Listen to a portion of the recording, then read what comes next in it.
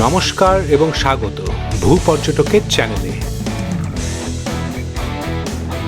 দেশ বেলজিয়াম, রাজধানী ব্রাসেলস। এখানে রাজকীয় আভিজাত্যের পাশেই লুকিয়ে আছে শৈশবের টিনটিন। গ্র্যান্ড প্লেসের ইতিহাস থেকে চকলেট আর বিয়ারের সুবাস, সব মিলিয়ে এক খামখেয়ালি মেজাজের হাতছানি। নতুন গল্প, নতুন অভিজ্ঞতার ডাকে এলেম নতুন দেশে।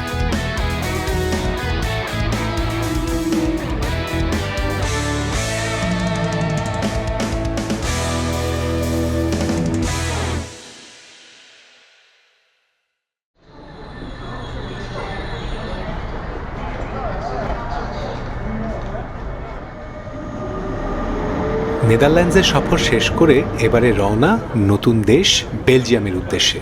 গন্তব্য রাজধানী ব্রাসেলস। আমস্টারডাম সাউথ থেকে ট্রেন 2 ঘন্টার পথ।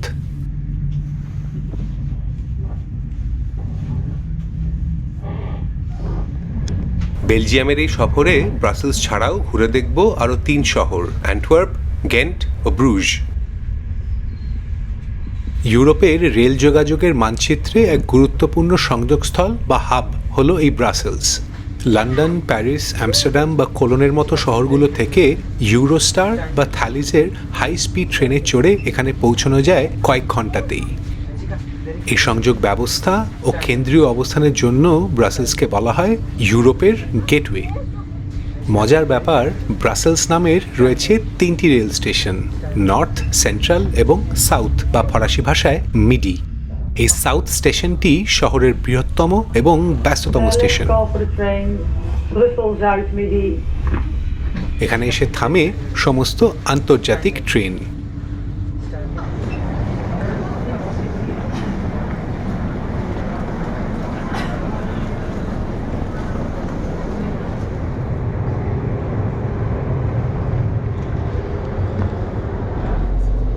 স্টেশন থেকে 2 কামরার বাসে করে হোটেলের পথে।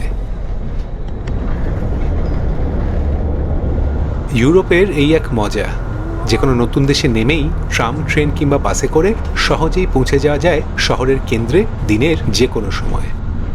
আমস্টারডামের মেঘ কুয়াশা সরিয়ে ব্রাসেলসে ঝকঝকে রোদ। হোটেলে ব্যাগ রেখেই বেরিয়ে পড়ব শহর দেখতে। টিনটিনের দেশ, তাই শুরুতেই চোখে পড়ল দেওয়াল জোড়া টিনটিন এবং ক্যাপ্টেন হ্যাডক। ব্রাসেলসের একদম কেন্দ্রে অবস্থিত গ্র্যান্ড প্লেস। ইউরোপের অনেক স্কোয়ার দেখার সৌভাগ্য হয়েছে, তবে ব্রাসেলসেরটা নিঃসন্দেহে দ্য গ্র্যান্ডেস্ট অফ অল। 1998 সালে ইউনেস্কো ওয়ার্ল্ড হেরিটেজ সাইটের মর্যাদা পাওয়া এই গ্র্যান্ড প্লেসকে বিশ্বের সবচেয়ে রাজকীয় স্কোয়ার বলে গণ্য করা হয়। প্রায় 110 মিটার দীর্ঘ এবং 68 মিটার চওড়া এই চত্বরটি ব্রাসেলসের ইতিহাস, রাজনীতি এবং সংস্কৃতির প্রধান কেন্দ্রবিন্দু। গ্র্যান্ড প্লেসের ইতিহাস দ্বাদশ শতাব্দীতে শুরু হলেও 1695 সালে ফরাসি সেনাবাহিনীর আক্রমণে টাউন হল ছাড়া প্রায় সবই ধ্বংস হয়ে যায়। যুদ্ধের পর শহরের বিভিন্ন বাণিজ্য সংঘ বা গিল্ডস অত্যন্ত দ্রুততার সাথে পুরো চত্বরটি পুনর্নির্মাণ করে। চত্বরের চারপাশে সোনা দিয়ে সূক্ষ্ম কারুকাজ করা গিল্ড হাউসের ভবনগুলি, প্রাচীনকালের ব্যবসায়িক সমিতিগুলোর সদর দপ্তর, ব্রাসেলসের তৎকালীন অর্থনৈতিক সমৃদ্ধির নিদর্শন। 96 মিটার উঁচু আকাশচুম্বী টাওয়ার নিয়ে বিরাজ করছে টাউন হল। মাথায় বসানো ব্রাসেলসের রক্ষাকর্তা সেন্ট মাইকেলের মূর্তি।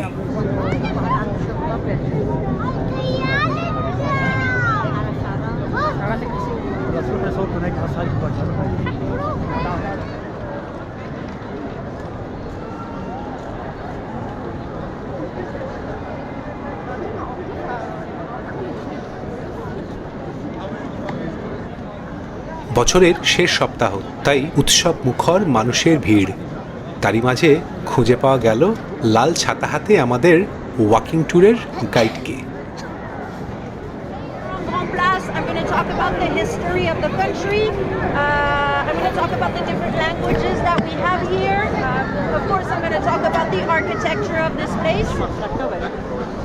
এগিয়ে চলেছে আমাদের পর্যটকদের দল। যা সাংঘাতিক ভিড়, তাতে ওই লাল ছাতার দিক নির্দেশ ছাড়া হারিয়ে যাওয়া খুবই সহজ।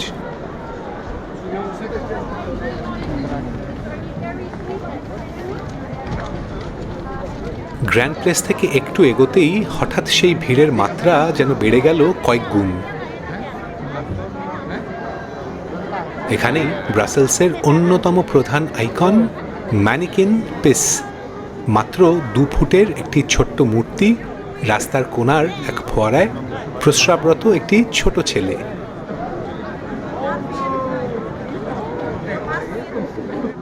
কেন এই মূর্তি শহরের প্রতীক হয়ে উঠল তা নিয়ে বেলজিয়ামে অনেক রকম গল্প প্রচলিত আছে। তার মধ্যে একটি বলে যে কোনো এক যুদ্ধের সময় শত্রু সেনারা ব্রাসেলস পুড়িয়ে দেওয়ার জন্য বারুদ মজুত করেছিল, তখন এই ছেলেটি সেই মতলবে জল ঢেলে শহরকে ধ্বংসের হাত থেকে রক্ষা করে।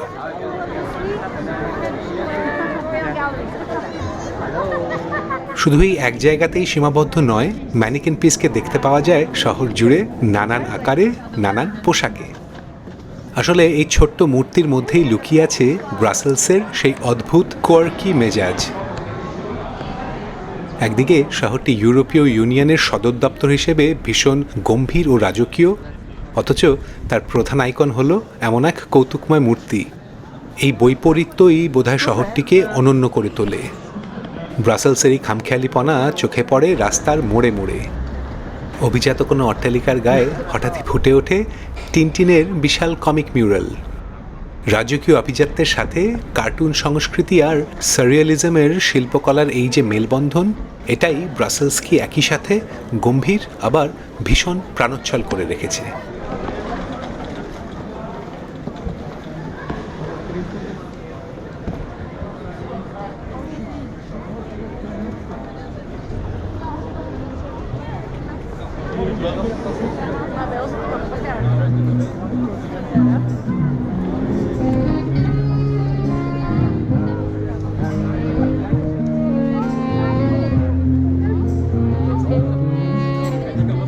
ব্রাসেলসের অন্যতম অভিজাত এবং ঐতিহাসিক shopping arcade royal gallery of saint Hubert. 1847 সালে নির্মিত এই গ্যালারিটির বৈশিষ্ট্য বিশাল কাঁচের ছাদ এবং ইতালীয় রেনেসা শৈলীর কারুকাজ। একসময় এই গ্যালারি ছিল ব্রাসেলসের উচ্চবিত্ত সমাজের মিলনস্থল। আজ এখানে বিশ্বের নামি দামি লাক্সারি ব্র্যান্ড এবং বেলজিয়ামের সেরা চকোলেটিয়ারদের দোকান।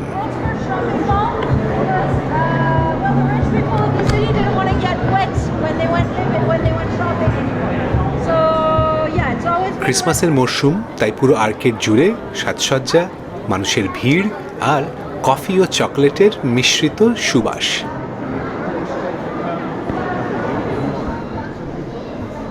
বাইরে ডিসেম্বর মাসের কনকনে ঠান্ডা, আর এই ঢাকা আর্কেডের ভেতরে উৎসবের উষ্ণ ছোঁয়া।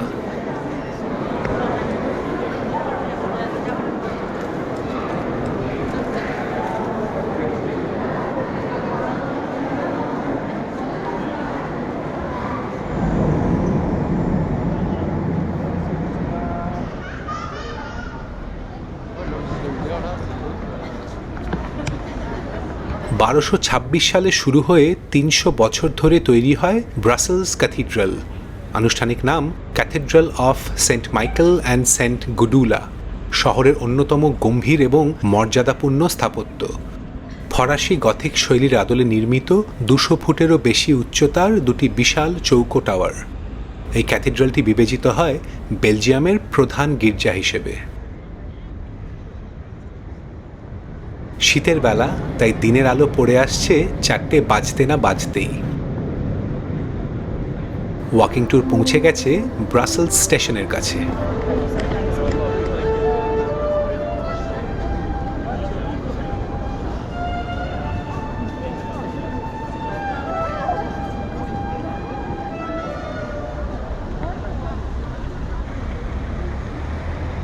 একটু এগোলেই শহরের অন্যতম নান্দনিক এলাকা ম দে আর্থ বা মাউন্ট অফ দ্য আর্টস। 19বিংশ শতাব্দীর শেষের দিকে রাজা দ্বিতীয় লিওপোল্ড এই এলাকাটিকে একটি সাংস্কৃতিক কেন্দ্র হিসেবে গড়ে তোলার পরিকল্পনা করেন। ঘন বসতি সরিয়ে তৈরি হয় বিরাট স্কোয়ার। স্কোয়ার ঘিরে royal library, museum of fine arts, musical instruments museum সহ বেশ কিছু সাংস্কৃতিক প্রতিষ্ঠান।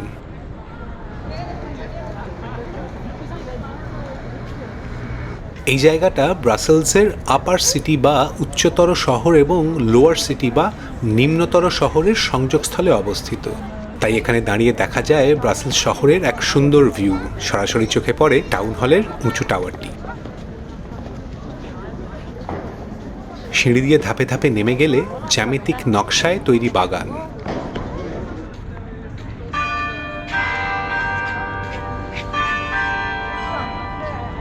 বিকেলের নরম আলোয় হেঁটে বেড়াচ্ছেন স্থানীয় মানুষ এবং পর্যটকদের দল।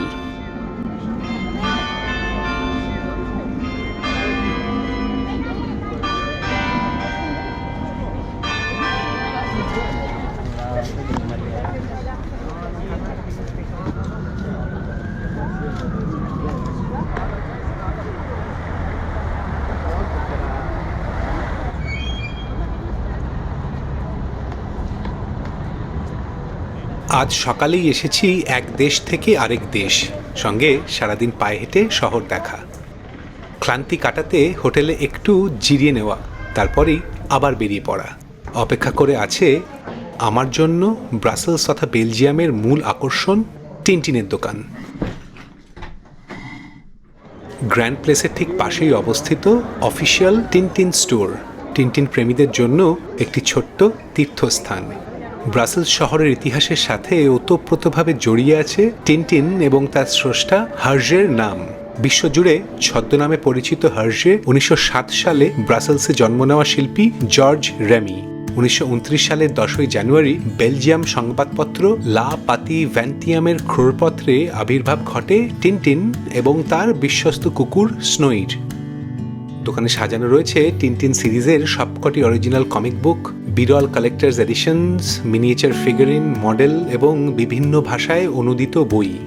এই অনুবাদের প্রসঙ্গে বলা দরকার যে ভারতে টিনটিন ইংরেজি ভাষায় সহজলভ্য হলেও আঞ্চলিক ভাষাগুলোর মধ্যে আনন্দ পাবলিশার্সই প্রথম এবং একমাত্র হার্শে ফাউন্ডেশনের অনুমোদিত আনুষ্ঠানিক প্রকাশক। 1975 সালে কিংবদন্তি অনুবাদক নিলয় উপাধ্যায় এবং পরবর্তীতে অভিজিৎ সেনের হাত ধরে টিনটিনের বাংলায় আত্মপ্রকাশ। আনন্দমেলার রঙিন পাতায় টিনটিনের সিরিজ কিংবা বইয়ের মাধ্যমে তাই আমার মতো প্রতিটি বাঙালি ছেলেমেয়ের বড় হয়ে ওঠার সঙ্গী টিনটিন। এই কারণেই বোধহয় ভারতের অন্যান্য অঞ্চলের তুলনায় কলকাতার বা বাংলার ছেলেমেয়েরা টিনটিনের সাথে অনেক বেশি একাত্ম বোধ করে। ইংরেজি এবং বাংলা দুভাষাতেই আমরা পড়ার সুযোগ পেয়েছি। তাই আমাদের জন্য দ্য ব্ল্যাক আইল্যান্ডের আরেক পরিচয় কৃষ্ণদ্বীপের রহস্য, আর স্নোইকে আমরা ডাকি কুট্টুস নামেও।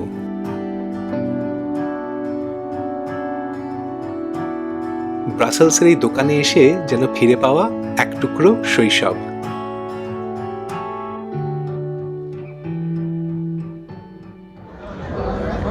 শৈশবের আনন্দ পেরিয়ে এবারে প্রাপ্তবয়স্ক হওয়ার আমেজ। এই বেলজিয়াম হলো বিয়ারের রাজধানী। বিয়ার এখানে হাজার বছর পুরনো এক শিল্প এবং ঐতিহ্য, আর বেলজিয়ান বিয়ারের সাম্রাজ্যকে এক ছাদের নিচে পেতে ব্রাসেলসের ডিলিরিয়াম ক্যাফে। মধ্যযুগে নিরাপদ পানীয় জলের অভাবে মঠের সন্ন্যাসীরা স্বাস্থ্যকর পানীয় হিসেবে বিয়ার তৈরি শুরু করেন, ট্রাপিস্ট বিয়ার। সেই থেকে শুরু বেলজিয়ান বিয়ারের প্রাচীন ইতিহাস। গিনেস ওয়ার্ল্ড রেকর্ড করা এই ডিলিরিয়াম ক্যাফের সংগ্রহে রয়েছে 3000-এরও বেশি বিয়ার।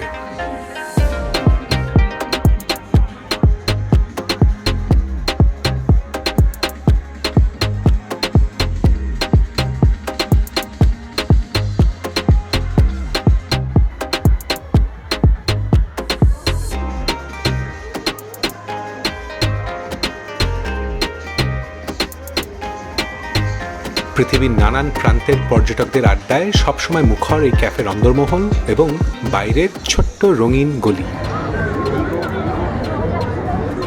এই গলিরই এক প্রান্তে লুকিয়ে আছে ব্রাসেলসের আরও এক অদ্ভুত নিদর্শন, জ্যানেক পিস। ম্যানিকেন পিসের নারী সংস্করণ বা তার বোন হিসেবে পরিচিত।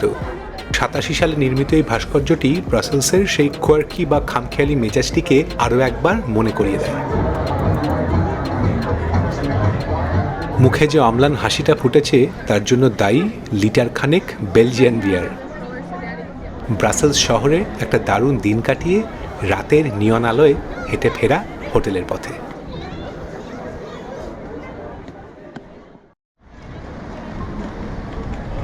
আমার ভ্রমণের অন্যতম অনুপ্রেরণা বিশ্ববিখ্যাত লেখক এবং ট্রাভেল গুরু রিক স্টিভস। তার অসংখ্য লেকচার এবং ব্লগে তিনি বারবার এই কথাটি বলেছেন যে দ্বিতীয় বিশ্বযুদ্ধ পরবর্তী সময়ে ইউরোপের ইতিহাসের সফলতম পরীক্ষা হল ইউরোপীয় ইউনিয়ন, ইইউ। আজ মেঘলা সকালে সেই ইইউ এর সদর দপ্তর দেখতে যাচ্ছি, যা কার্যত সমগ্র ইউরোপের প্রশাসনিক ও রাজনৈতিক হৃৎপিণ্ড।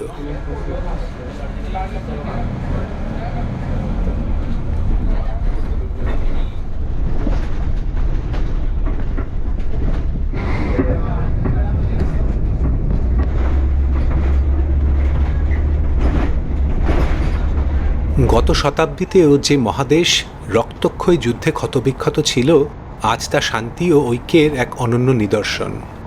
এই বৃহত্তর রাজনৈতিক কাঠামোর সুবাদে অপেক্ষাকৃত পিছিয়ে থাকা দেশগুলো যেমন তাদের ইনফ্রাস্ট্রাকচার ও জনস্বাস্থ্যের মানোন্নয়নে সহায়তা পায়, তেমনি জার্মানির মতো অর্থনৈতিক শক্তিগুলো পুরো ইউরোপের বাজারে তাদের পণ্য পৌঁছে দিয়ে বাণিজ্যিক লাভের অবাধ সুযোগ পায়। বর্তমান সময়ে ইউরো স্কেপটিসিজম বা ব্রেক্সিটের মতো চ্যালেঞ্জ থাকলেও অধিকাংশ ইউরোপীয়, বিশেষ করে তরুণ প্রজন্মের কাছে ইইউ মানে হল স্বাধীনতা, কর্মসংস্থান এবং সুরক্ষা। এই জোট কেবল বাণিজ্য নয়, বরং পর্যটনকেও নিয়ে গেছে এক অনন্য উচ্চতায়। কোনো পাসপোর্ট বা ভিসার বাধা ছাড়াই এক দেশ থেকে অন্য দেশে অবাধ যাতায়াত মানুষের মধ্যে দূরত্ব কমিয়ে একে অপরকে বোঝার সুযোগ করে দিয়েছে। তাই ব্রাসেলসের এই প্রশাসনিক ভবনগুলো কেবল ইটের অট্টালিকা নয়, বরং কয়েকশো বছরের রক্তক্ষয়ী ইতিহাস মুছে ফেলে এক উজ্জ্বল এবং যৌথ ভবিষ্যতের প্রতিচ্ছবি।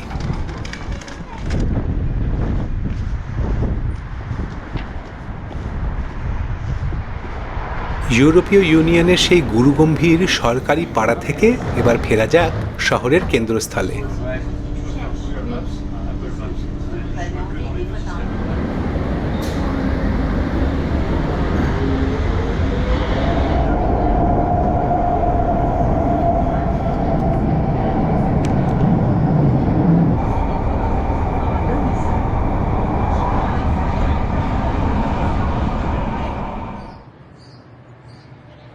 রাজনীতির আলোচনা তো অনেক হলো, এবারে মন দেওয়া যাক বেলজিয়ামের রসনা বিলাসে। এখানকার রান্নার শৈলী মূলত ফরাসি আর জার্মানের এক মিশেল। ভীষণ জনপ্রিয় এখানকার গোল্ডেন ফ্রাইজ, সামুদ্রিক ঝিনুক বা মাসলস এবং অবশ্যই দু ধরনের ওয়াফল। একদিকে হালকা মুচমুচে এবং চতুষ্কোণ ব্রাসেলস ওয়াফল, আর অন্যদিকে ঘন মিষ্টি ও দানাদার চিনির লিজে ওয়াফল। তবে বেলজিয়ান খাবারের তালিকায় মুকুটের মণির মতো উজ্জ্বল হলো এখানকার বিশ্ববিখ্যাত চকলেট। বলা হয় ব্রাসেলসে প্রতি বর্গমাইলে যত চকলেটের দোকান আছে তা বিশ্বের আর কোথাও নেই। এদের খ্যাতির রহস্য হলো 100% কোকো বাটার ব্যবহার এবং শতবর্ষী কারুশিল্প। তাই তো মুখে দিলেই মাখনের মতো মিলিয়ে যায়। গ্র্যান্ড প্লেসের আশেপাশে ছড়িয়ে ছিটিয়ে আছে নিউ হাউস, গোদাইভা, মেরি কিংবা লিওনিদাদের মতো কিংবদন্তি সব দোকান।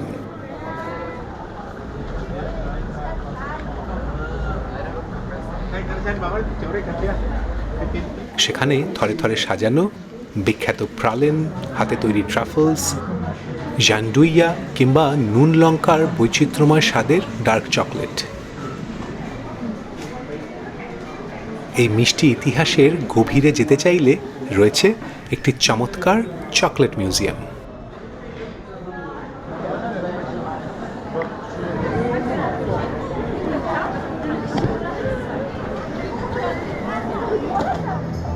দেখতে দেখতেই হয়ে গেল সন্ধে। বড়দিনের আলোয় সেজে উঠেছে শহর ব্রাসেলস। ইউরোপের সব দেশের মতো এখানেও এই সময় নিয়মিত বসে ক্রিসমাস মার্কেটস। সেই উৎসবের প্রাণবন্ত কেন্দ্র সেন্ট ক্যাথরিন প্লেস এবং তার সংলগ্ন এলাকা। ব্যাকড্রপে বিশাল ফেরিস হুইলের আলোকসজ্জা আর রাস্তার ধারে সারিবদ্ধ কাঠের ছোট ছোট কুটির বা শালে। ভেসে আসছে ভাজা ফ্রাইজ, ওয়াফল আর হট চকলেটের মিষ্টি সুবাস। এর সঙ্গে যোগ দিয়েছে দারচিনি মেশানো গরম ওয়াইন বা মাল্ড ওয়াইনের ঘ্রাণ আর মানুষের অফুরান উচ্ছ্বাস।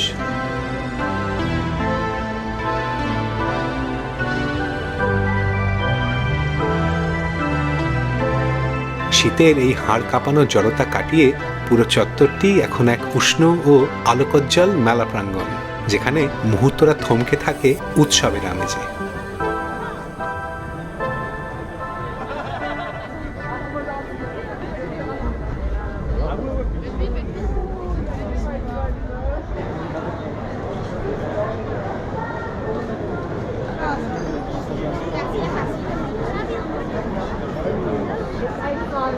ক্রিসমাস মার্কেট ঘুরে এবারে হোটেলের দিকে।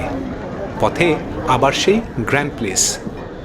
লক্ষ্য করছি সকালের চেয়েও বেশি ভিড়, কারণ এখন চলছে লাইট অ্যান্ড সাউন্ড শো। চারিদিকের প্রাচীন গিল্ড হলের রাজকীয় স্থাপত্যের ওপর সুরের ছন্দে আধুনিক আলোকসজ্জার খেলা। বেশ ম্যাজিক্যাল একটা ভাইব।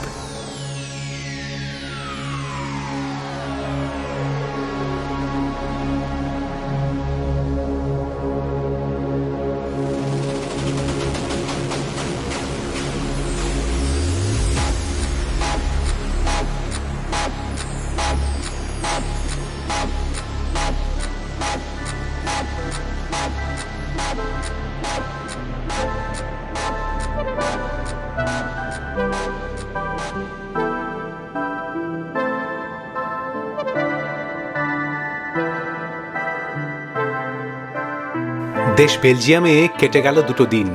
ইতিহাসের পাতা, আধুনিকতার স্পন্দন, কৈশোরের টিনটিন, বিয়ারের বুদবুদ, চকলেটের স্বাদ আর ইউরোপীয় ঐক্যের জয়গান। ব্রাসেলস এক অদ্ভুত কোলাজ। তবে বেলজিয়াম ভ্রমণ এখানেই শেষ নয়। আগামী দুদিনে অপেক্ষা করছে ডায়মন্ড সিটি অ্যান্টওয়ার্প আর রূপকথার দুই শহর ব্রুজ ও গেন্ট। সঙ্গে থাকুন ভূপর্যটকের চ্যানেলে।